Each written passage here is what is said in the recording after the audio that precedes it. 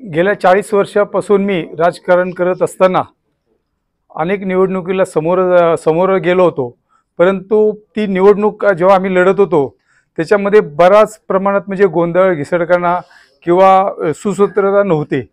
परंतु आज 40 वर्षानंतर जरी आम्हाला आधी येण्यापूर्वी वाटत होतं की मला याची शिकण्याची काय गरज आहे, मला तर सर्वच माहीत आहे, कॅम्पेनिंग सर्व कशी करायची, संघटन कसं वाढवायचं वगैरे सर्व होतं. परंतु तरीसुद्धा 40 वर्षामध्ये मी लोकप्रतिनिधी का नाही झालो याचं उत्तर मला आज सरांचा जो हा क्लास मी अटेंड आज केला आणि त्यानंतर मला कळलं गॉडफादरचं महत्त्व काय असतं किंवा त्याच्या आजूबाजूचे कोण असतं हे मला हिता आल्यानंतर पटलं. आणि जेव्हा आता पुढे जर मला खरोखर माझ्या ध्येयापर्यंत पोहोचायचं असेल तर सरांनी शिकवलेली जसं गॉडफादर आवश्यक आहे तसंच राजकारणामध्ये हेल्थ फिटनेस हा आवश्यक आहे, तसंच आर्थिक सुबकताही असायला पाहिजे.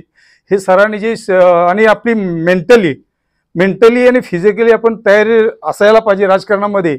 आणि गॉडफादर ह्या मला ज्या माहिती नव्हत्या किंवा त्याला मी अगदी राजकारणात ह्याचा आवश्यकताच नाही असं मी समजत होतो.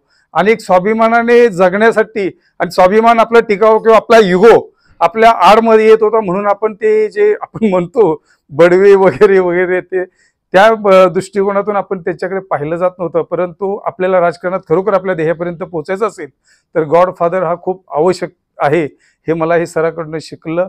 आणि मी याचा पुरेपूर माझ्या उरीत जे आता माझा 60 वर्ष आहे, मी पुढील राजकारणामध्ये आणि माझं ध्येय साधण्यासाठी या क्लासचा मी पुरेपूर फायदा करेन. आणि थँक्यू सरांनी मला हा चांगला कानमंत्र दिल्याबद्दल आणि शिक्षा दिल्याबद्दल धन्यवाद. सरांना चांगलं आरोग्य लाभो आणि त्यांची ही यशाची वाटचाल पुढे अशीच राहो अशी सदिच्छा व्यक्त करतो. जय हिंद, जय महाराष्ट्र.